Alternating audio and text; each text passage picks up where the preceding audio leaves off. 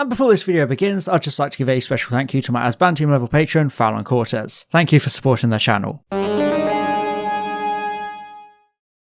Something you'll always hear a lot about is how faithful or unfaithful Game of Thrones is as an adaptation of the A Song of Ice and Fire books. They're very difficult books to adapt completely accurately, so despite season 1 of the show being as faithful as you can really get, things begin to drift further and further as you go further along. There are a lot of characters and events appearing in the books, but not the show, each bringing with them a little butterfly, as George R.R. Martin likes to call them, due to the huge deviations and changes their absence cause down the line. It's an issue across both Game of Thrones and House of the Dragon, to the extent there was an entire recent controversy about the latter omitting the character Prince Maelor, and how Martin hates that change because of the big effect it has on further events down the line. However, the biggest and most impactful change, in my opinion, comes into play with Season 5 of Game of Thrones, which loosely adapts A Dance with Dragons and omits one of the most important new characters of them all,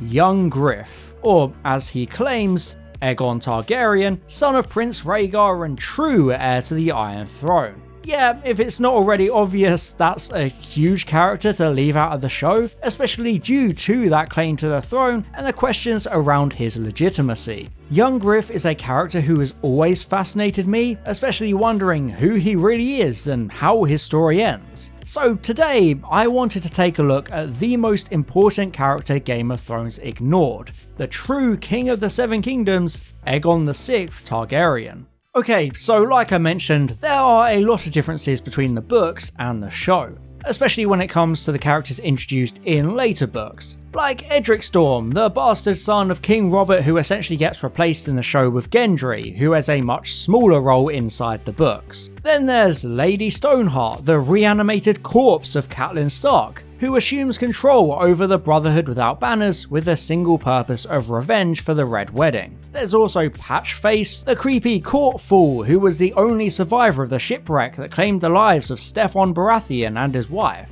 And we can't forget Victarion Greyjoy and Jane Poole, who are central characters completely passed over by the show. But amongst all of these are two interesting characters Tyrion Lannister meets on his journey through Essos to defect to Daenerys Targaryen's cause. Whilst travelling on the ship Shy Maid, Tyrion encounters a sellsword named Griff and his son, young Griff, who both have dyed blue hair matching the custom of Tyrosh. They seem nice enough, with Griff helping Tyrion to battle his alcoholism, and young Griff playing the game Savas with Tyrion as they head towards Volantis. However, ever observant, it doesn't take Tyrion long to work out who these two men really are, Jon Connington and the officially dead Aegon Targaryen.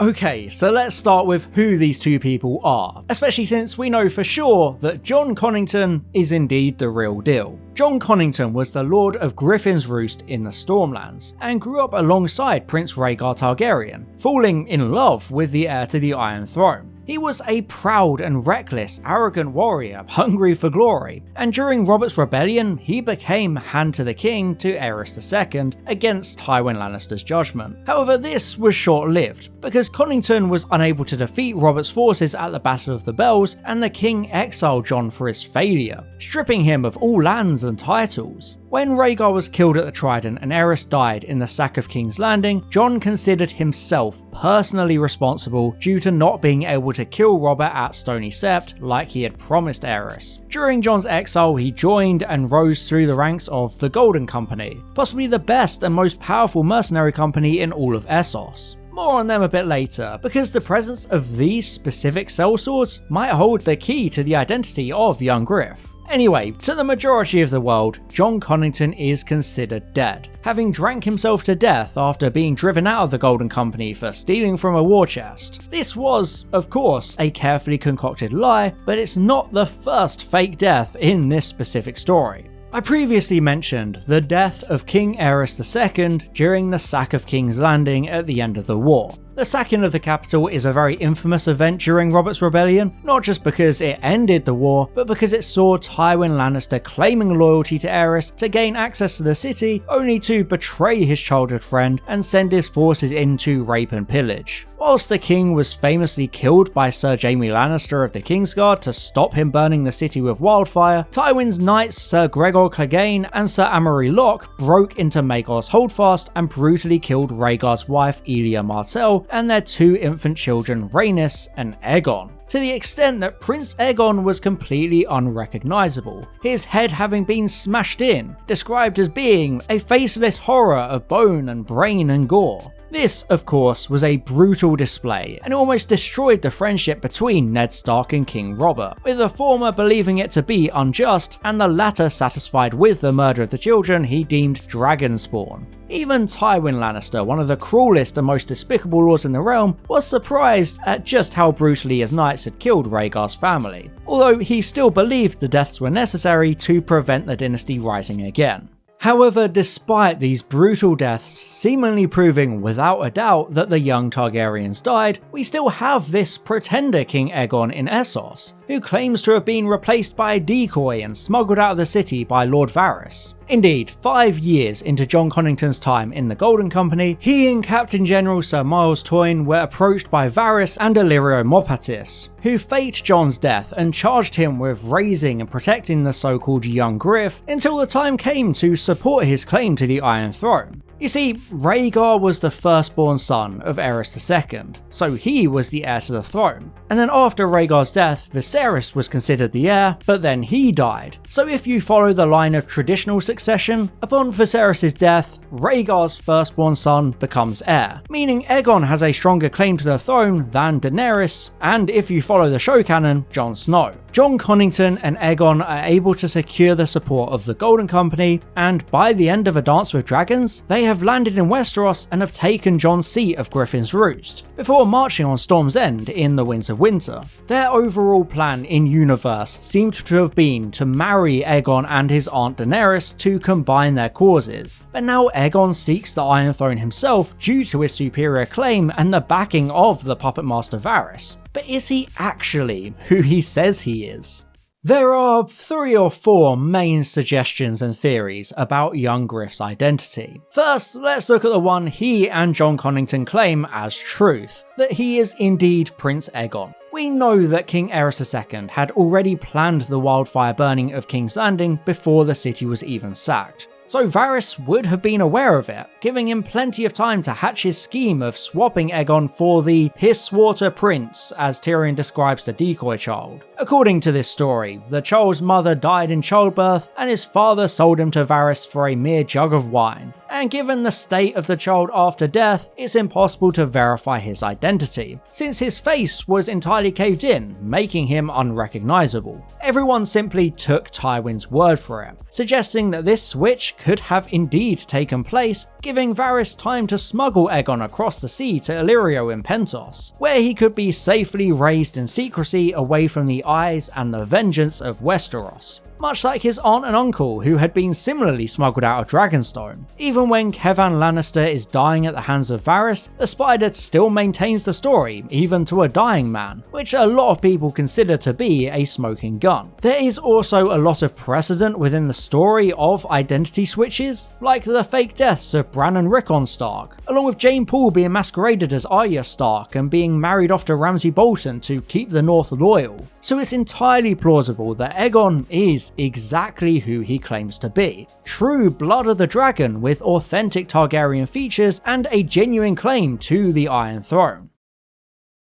But there is another very popular theory, one suggesting that the real Aegon did indeed die, but young Griff is really a completely different person using the name for legitimacy, whilst his real origin is within the Targaryens' shameful past. And the Golden Company is the key to this theory. You see, the Golden Company has a very interesting backstory that goes hand in hand with Targaryen history. King Aegon IV is considered one of the worst Targaryen kings of all time, even being deemed Aegon the Unworthy. He's basically the King Henry VIII of Westeros, according to George R.R. Martin, having been a dashing, brave and heroic prince who gave in to gluttony and lust, becoming fat, corrupt and careless. He had a lot of bastard children, which wasn't especially unusual at the time, but the scale of Aegon's affairs and one-night stands is astonishing even by Westerosi standards. However, on Aegon's deathbed, he made the horrendous decision to legitimize every single one of his acknowledged bastard children, leading to the Blackfyre Rebellions, a series of wars where these bastards and their own descendants would attempt to claim the Iron Throne for themselves. House Blackfyre was founded by Daemon Blackfyre, and his claim was supported by Aegor Rivers, another of Aegon's bastards. When the first Blackfyre Rebellion failed and Daemon died, Aegor took Daemon's widow and their children to Tyrosh, with Aegor founding the Golden Company to unite the exiled lords and supporters of the Blackfyres, with the Golden Company playing a significant role in the following Blackfyre rebellions afterwards. Aegor even wielded the titular Blackfyre, the incredibly coveted Valyrian sword originally owned by Aegon the Conqueror himself, and the sword's status is unknown after Aegor's death.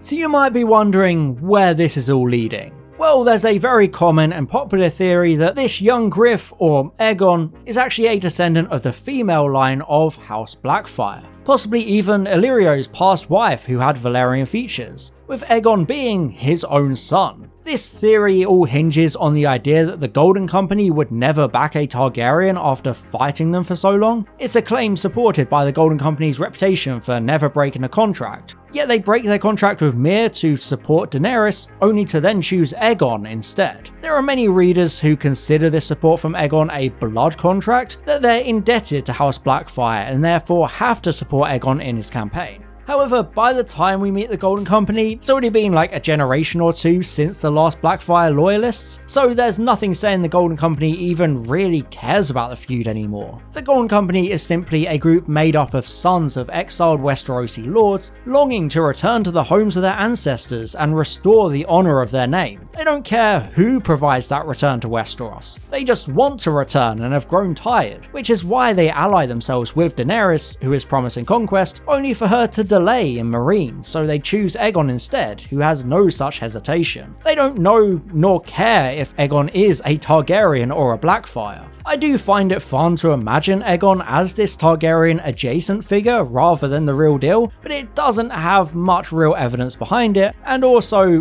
what would be the point internally for them to pretend he's a Targaryen and not even tell the rest of the Golden Company when they could just say he's a Blackfyre? It doesn't really make any sense. But now it's time for what I truly believe, and that's the theory of Aegon VI Targaryen being nobody. I mentioned earlier about swaps like Bran and Rickon's deaths being faked, or Jane Paul being forced into becoming Arya Stark. However, what if there was no swap between Aegon and the Pisswater Prince? After all, how would Varys have known the boy would be so mutilated that nobody would have been able to see the ruse? I believe that Varys realised he was gifted with the opportunity to simply take someone with Valyrian features and raise him as the perfect prince, with the perfect backstory to give him a claim and legitimacy. The speech he gives to Kevin never actually specifies that Aegon is the real Aegon, just that he's perfect for the throne. Varys has a lot of contacts within Essos and the Free Cities, meaning there are plenty of orphans or nobodies with Valyrian features that he can use for this scheme. All he needs is the name, because that's where power truly lies. Jon Connington wants to believe this is the son of his beloved Rhaegar, so will never question this chance at his own redemption, and the realm as a whole will believe Aegon's claims because of the alliance with Jon and the Golden Company, along with passing the visual check of the Targaryen features. He would be seen as a returning hero to Targaryen loyalists, coming home to liberate Westeros from the misrule of the Baratheons. Varys' scheme never relied on having an actual Targaryen, or even a Blackfyre. It's not like Westeros has DNA testing, so as long as the boy looks and acts the part, his claim is considered valid because there's no proof otherwise. Even Jon feels like Aegon doesn't have his father's eyes, which is again a mirror of Jane Paul, whose eyes show the truth of the deception to the people that know the real Arya Stark.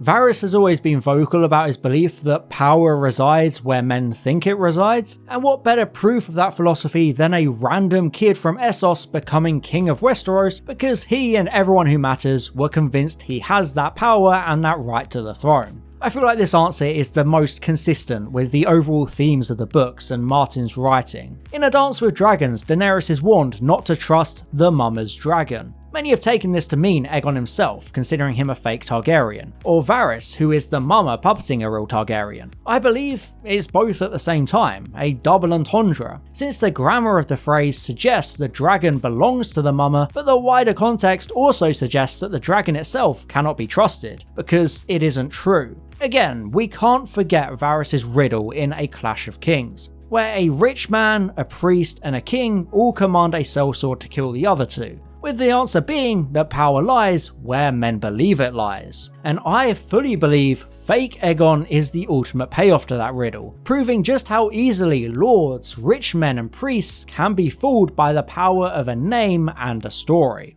But regardless of who young Griff really is, what's the endgame for this plot point? Well, originally it seemed like Varys and Illyrio planned to have him join forces with Daenerys due to them being Targaryens, with the combined might of Daenerys' army and the Golden Company surely too much for that of Westeros. But Aegon instead choosing to launch an early invasion without her raises a lot of questions as to where things ultimately go. We already know that he manages to take Storm's End, deciding that Daenerys can keep Meereen for as long as she wants and come to him in Westeros, rather than the other way around. We also know that Jon Connington has contracted grayscale, so his time is limited, with him hoping to survive long enough to see Aegon claim the throne. Although maybe this will actually end up causing a plague in King's Landing that destroys the whole city. That's actually a theory. Regardless of whether Aegon is actually a Targaryen, a Blackfire, or just some nobody, I feel like the best plan of action would be to secure a marriage with Daenerys to combine their claims, forces, and their supporters into one big Targaryen push to reclaim the throne. I could even see a mirror of Aegon the Conqueror, with Daenerys marrying young Griff out of duty and Jon Snow out of love, but I think that's very unlikely to happen. I personally think the endgame is for Aegon to take King's Landing and be accepted as a beloved ruler with Arianne Martell as his queen, which would drive Daenerys closer to her inevitable madness, because this fake Targaryen has taken her birthright and her destiny from her, leading to a similar fate we see before her in the show, if the Mad Queen plotline actually even happens in the books at all. Or perhaps Aegon will even be killed before he can assume full control of King's Landing, one of the many victims of Cersei's wildfire plot. Whatever happens to him, there's no way young Griff survives until the end of A Dream of Spring. Whether he's killed before he can be crowned, killed after he's crowned, or dies fighting the others, there's no way Aegon VI, legitimate or not, makes it to the end of the series. But it's still anybody's guess as to how this story ends, which is both exciting and frustrating. The plot thread of young Griff is really interesting. He's an absolutely huge, majorly significant character introduced very late on, considering how long characters like Daenerys and Jon Snow and Cersei and Jaime and all that have been in the series up until that point. But his story is almost too convenient and too fairy tale. A noble prince once thought dead, only to return to liberate the realm with an army of exiles. He's grown up learning everything and doing manual labour alongside fishermen. He travelled with a band of misfits and the best friend of his dead father. It all sounds far too good to be true, and it's not the kind of story George R.R. Martin would unironically tell. However, it's the exact story the disenfranchised people of war-torn Westeros want to hear. And that's exactly why Varys is spinning it. In my opinion, Aegon Targaryen died during the sack of King's Landing, but Varys took advantage of his unidentified body to create his own perfect prince with that perfect backstory to claim the throne and maintain the Targaryen dynasty. Whether or not this Aegon is secretly a Blackfire or some other complete nobody is harder to decipher, but I think the overall story works better if he is indeed a random boy from Essos, because it proves that point Varys has always been making about power and the illusion of what makes a king. Regardless of the truth of young Griff's identity, his story is incredibly fascinating to me. One of the biggest sources of intrigue in the whole Song of Ice and Fire saga, because of just how many places it can go. When I was reading A Dance with Dragons, he stood out as one of the most interesting characters, and the continuation of Aegon's story is probably one of the main reasons I'm so excited for Winds. Not that it'll ever actually come out, which sucks. But what about you? Where do you stand on the story of young Griff, and who do you think he actually is? Let me know in the comments. Thank you very much for watching, and as always, I'll see you in the next one. Bye bye. And I'd just like to give a special thank you to my Asbantium level patron, Fallon Cortez, my Platinum level patron, Matthew Burns, and my Gold level patrons, Chris Douglas and Daniel Shillito. Thank you so much for your support.